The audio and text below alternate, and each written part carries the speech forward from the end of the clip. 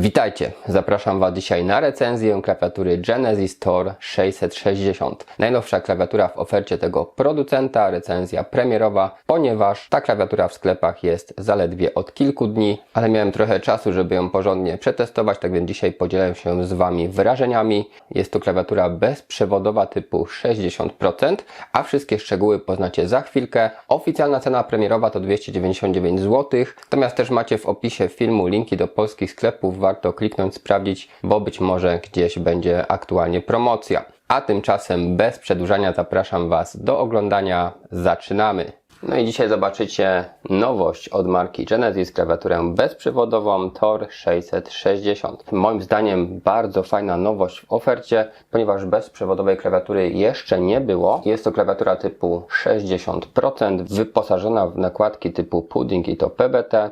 Do tego mamy czerwone przełączniki i są to, uwaga, gaterony. A klawiatura kosztuje jakieś 300 zł, więc biorąc pod uwagę te wszystkie cechy, a to jeszcze nie wszystko, no to już wygląda to bardzo opłacalnie. Do tego piękne diody RGB, obrazek tego nie oddaje, uwierzcie mi, a zresztą nie musicie wierzyć, za chwilę sami zobaczycie. Z tyłu mamy jeszcze troszeczkę marketingu oraz przydatnych informacji. Niski punkt aktywacji, ponieważ już po przebyciu 2 mm, czyli wystarczy ten klawisz delikatnie wcisnąć, żeby on się aktywował, a cały skok to 4 mm, czyli taki już bardziej standardowy. Siła nacisku 45 gramów, czyli tak jak to w RED-ach, i reakcja w 8 milisekund. Dwa tryby pracy: przewodowy, bezprzewodowy. 3000 mAh ma wbudowana bateria, czyli całkiem sporo, ale niech Was to nie zmyli, ponieważ klawiatury z LEDami najwięcej tej energii zużywają właśnie na świecenie. Czas pracy na baterii jest tutaj rzeczą zmienną. Zależy, jak jasno sobie ustawicie LEDy, jakie będą efekty, ponieważ klawiatura z wyłączonymi światełkami powinna wytrzymać kilkukrotnie więcej, a z drugiej strony co to za przyjemność nie korzystać z takich pięknych LEDów. No cóż, tutaj sobie sami zdecydujecie,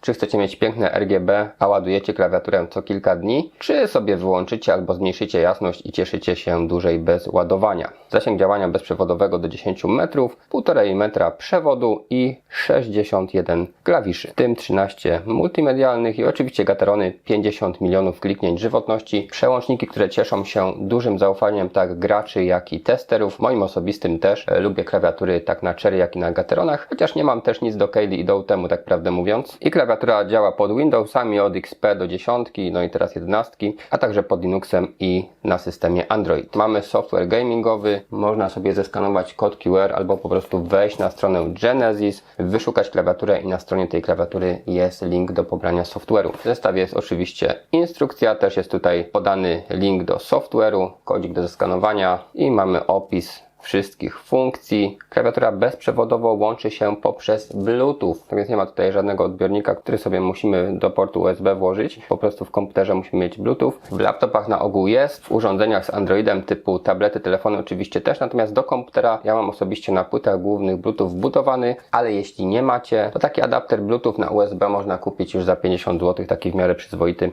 więc nie jest to jakaś cena zaporowa. Dobra, zobaczmy sobie jeszcze ten kabelek. Jest USB i USB typu C. Co prawda nie mamy tutaj gamingowego oplotu, jest gumowa izolacja, ale kabel głównie będzie służył do podładowania klawiatury, wtedy jednocześnie możemy z niej korzystać. Mamy także kick-up puller w kolorze białym, który służy oczywiście do ściągania nakładek. Teraz też zobaczycie stabilizatory, ale to za chwilę. Od spodu klawiatura wygląda właśnie tak. Mamy tutaj włącznik on-off w postaci takiego suwaczka i 4 gumki od spodu. Nie ma stopek podwyższających, natomiast profil klawiatury jest taki: ergonomicznie ułożone klawisze i taka pełna obudowa wykonana z tworzywa. I tutaj mamy gniazdo USB typu C i generalnie nic więcej. Natomiast zobaczcie, plastikowa obudowa, ale ta klawiatura nawet przy mocnym nacisku ani drgnie. Tak więc bardzo dobra stabilność. I rzućcie sobie okiem na czcionkę. Mamy układ typu US, czyli są dwa długie shifty, długi backspace, ale pomniejszony enter, tym bardziej w klawiaturze typu 60%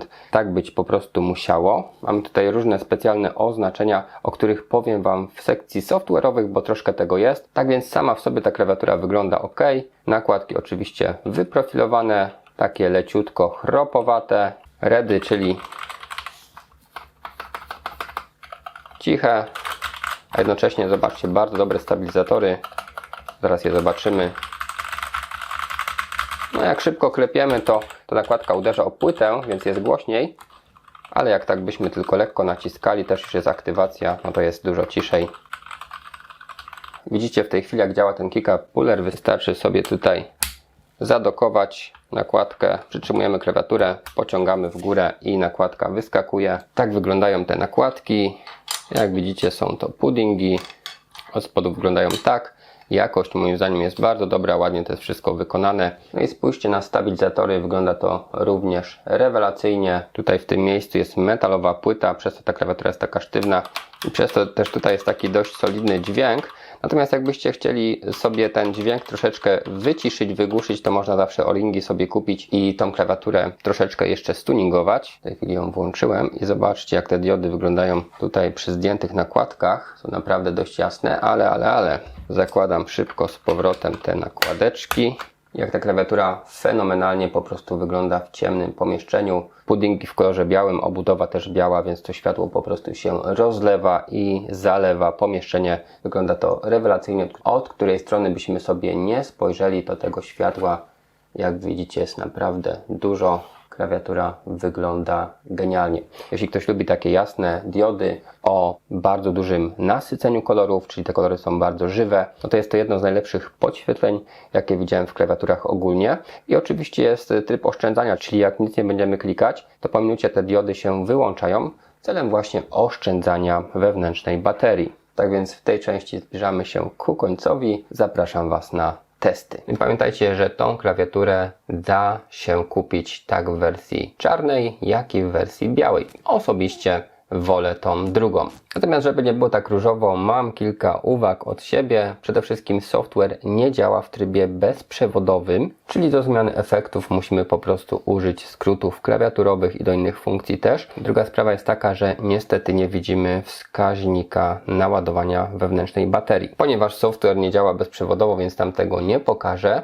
No i niestety wchodząc w urządzenia Bluetooth, to też tutaj nie pokazuje. Jak miałem jakieś głośniki Bluetooth, sparowane słuchawki i tak dalej, myszki, niektóre klawiatury też pokazywało mi poziom naładowania. No, tej klawiatury niestety mi osobiście nie pokazuje w systemie. No, jak widzicie, w międzyczasie klawiaturka się wyłączyła, jest ten tryb oszczędzania energii. Tak więc to jest to, że nie widzimy tego poziomu naładowania baterii. Natomiast co do samej żywotności, tak jak Wam powiedziałem we wstępie, zależy to od tego, jak często używacie klawiatury i czy ona ma pełne LEDy, czy na przykład sobie je troszeczkę tutaj przyciemnicie o 2 poziomy albo nawet 3. No, już nie wygląda tak fenomenalnie. Drugi, trzeci i czwarty są zdecydowanie jaśniejsze, ale powiedzmy, jak sobie zmniejszycie o połowę te LEDy, no to zyskacie na pewno przynajmniej kilkanaście godzin więcej działania tej klawiatury.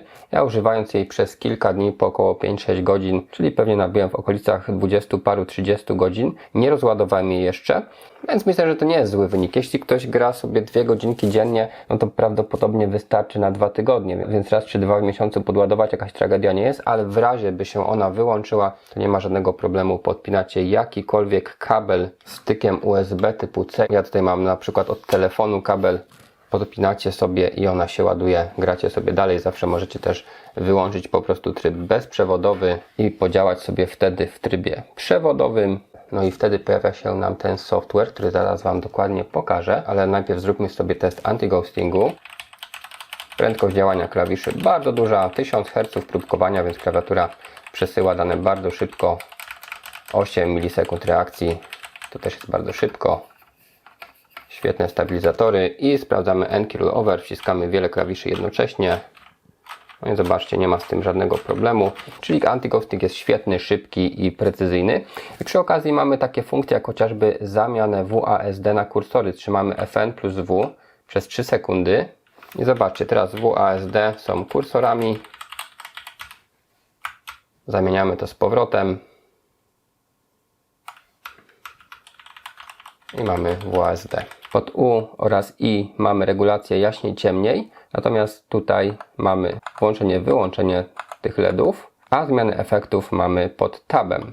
I patrząc kolejno, tutaj na tych 3 klawiszach mamy 3 wersje Bluetooth. Są to po prostu 3 osobne urządzenia, czyli wybieramy sobie FN plus urządzenie Bluetooth 1 i w ramach testu sparuję ją sobie też jeszcze z moim tabletem. Oczywiście, żeby sparować, musimy przejść w tryby bezprzewodowe klawiatury. I teraz wybieramy sobie Bluetooth 1, to był komputer. Wciskam teraz Bluetooth 2. No i czekamy chwilę, czy nam wykryje tą klawiaturkę. Proszę bardzo, jest klawiatura Tor 660. Łączymy się. No i system klawiaturę mi jak najbardziej widzi. No i sprawdźmy, czy działa. Proszę bardzo. Wszystko ładnie wyszukuje. I jak przełączę się z powrotem FN plus pierwsze urządzenie, to wtedy ponownie działa w systemie Windows, a nie działa już na tablecie. Mamy nagrywarkę makro, czyli FN plus ten klawisz, rekord makro. Mamy też własny tryb LEDów. W podku mamy usunięcie makra, FN plus Escape to jest zresetowanie całej klawiatury. Mamy tutaj, jak widzicie, też takie klawisze jak Insert, Print Screen, Scroll Lock i tak dalej używane z FN-em. Jest też regulacja multimediów, ciszej, wyłączony dźwięk głośniej. Mamy także do tyłu play pauza, do przodu. Mam tutaj takie funkcje jak klienta poczty, wyszukiwarkę systemową, wyszukiwarkę internetową, kalkulator, ulubiony player multimediów, a także klawisz stop. I w górnej sekcji klawisze, które działają na przykład tylko na systemie Mac, czyli regulacja jasności, a także przełączanie się pomiędzy aktywnymi programami. Na Windowsie, Androidzie nieprzydatne, ale na komputerach Mac nieocenione. No i chyba o multimediach powiedziałem Wam już wszystkich, więc klawiaturka niewielka, a funkcjonalna. Dużo rzeczy tutaj fajnych jest upakowane. No i czas na software. Możemy utworzyć sobie więcej profili. Jest język polski. Mamy także konfigurację pojedynczych klawiszy, czyli możemy tutaj wybrać jeszcze inną funkcję, chociażby jakieś makro sobie wklepać, co się może przydać w grach na przykład. Jest tryb gracza i można wybrać, co blokuje, czyli klawisz Windows, Alt plus F4, Alt plus Tab, czy wszelkie takie kombinacje, które mogą nas wyrzucić z gry i niestety popsuć zabawę. Nagrywarka makro oraz LEDy. Jest tutaj tego naprawdę dużo, ponieważ zobaczcie, lista jest dość długa i pierwsze to mamy statyczny. Możemy sobie wybrać kolor takiej właśnie palety lub zastosować wielokolorowe, też to wygląda bardzo ładnie. Następnie reakcja na pojedynczy klawisz, też kolorowe albo jednokolorowe i mamy tutaj prędkość zanikania. No i teraz taka druga wersja, że klawiatura ma LEDy, a przyciskając klawisz na chwilę zanika, przygasa. Możemy to mieć też na pojedynczym kolorze. Migotanie gwiazd. Możemy wybrać tutaj sobie prędkość efektu, jasność i także czy ma być to jeden kolor, wielokolorowe. Efekt krople deszczu na wysokiej prędkości wygląda tak. Wielobarwny, bardzo ładne, efektowne RGB. Pięknie to wszystko wygląda. Oddychanie, no czyli klasyka. Jeden kolor albo wiele kolorów. Neon, czyli to samo, tylko bez oddychania, taka płynna przemiana kolorów. Tutaj do wyboru jest tylko i wyłącznie taka cykliczna przemiana tych kolorów. Tutaj mamy efekt widmo, czyli takie rozchodzące się RGB od środka klawiatury do części zewnętrznych. Tęcza RGB z góry na dół albo z dołu do góry. Tutaj możemy sobie wybrać kierunek, jak widzicie. Efekt Prismo, czyli to, od czego zaczynaliśmy. Bardzo ładny efekt. Okrąg, czyli takie kręcące się RGB. I teraz mamy kilka wersji reaktywnych, czyli reaktywne liniowe, uderzeniowe, czyli takie eksplozje rozchodzące się po klawiaturze. I eksplozja, czyli coś jeszcze większej skali. Następny efekt to ucieczka, mamy do wyboru w prawo albo w lewo.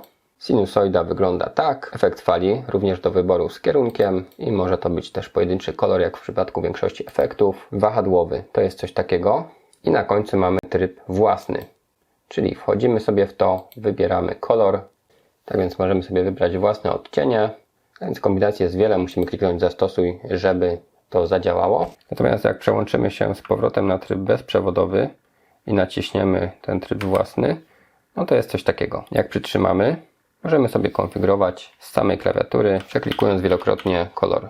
Jak chcemy niebieski, klikamy kilka razy, jak chcemy pomarańczowy 2 razy, 4 razy na zieleń i w ten sposób możemy sobie to zapisać. Ponownie przytrzymujemy ten klawisz, aż przestanie migać. No i wtedy mamy to. Tak więc troszeczkę inaczej konfigurujemy wszystko na trybie przewodowym, a inaczej na bezprzewodowym.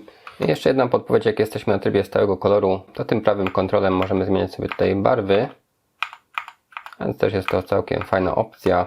I jeszcze jedno, jak nagrywać to makro w locie. Naciskamy FN plus przycisk do nagrywania. To nam tutaj zamruga. I naciskamy sobie SDF, G, X, C, V, spacja. Naciskamy jeszcze raz. I to działa pod klawiszem A. To, co sobie wbiłem, tutaj jest wyświetlane, czyli możecie jakiegoś kombosa sobie do gry na przykład wpisać. Natomiast już kosztem tego że aktywowane jest to klawiszem A, który jakby nie było w grach jest przydatny. Tak więc czy z tego skorzystacie, nie wiem. Zawsze możecie nagrać makro też w trybie przewodowym, a kasujemy makro Fn plus Q. Skasowane i wtedy A już jest zwykłym A. No dobrze, czas na podsumowanie. Jakieś niewielkie mankamenty zawsze się znajdą. Było kilka rzeczy, na które pomarudziłem. Natomiast klawiatury typu 60% na ogół są i tak dość drogie. Nawet modele przewodowe, zdarzają się tylko nieliczne wyjątki, które są w miarę tanie. Natomiast weźmy pod uwagę, że mamy tutaj klawiaturę bezprzewodową, która jest bardzo funkcjonalna. Mamy nakładki typu pudding i mamy przełączniki typu Gateron, co już sprawia, że ta cena staje się bardzo atrakcyjna. Tak więc moim zdaniem jest to po prostu solidny i udany produkt w dość dobrej cenie. Pamiętajcie, że aktualne ceny sprawdzicie sobie w każdej chwili w linkach w opisie filmu. A jeśli ten film Wam się dobrze oglądało i chcielibyście jakoś wesprzeć mój kanał, a jeszcze nie subskrybujecie, to najlepszym sposobem będzie kliknięcie przycisku subskrybuj. Jeśli to właśnie robicie, to dziękuję bardzo. Pozdrawiam także moich stałych widzów. Na dzisiaj to wszystko. Trzymajcie się.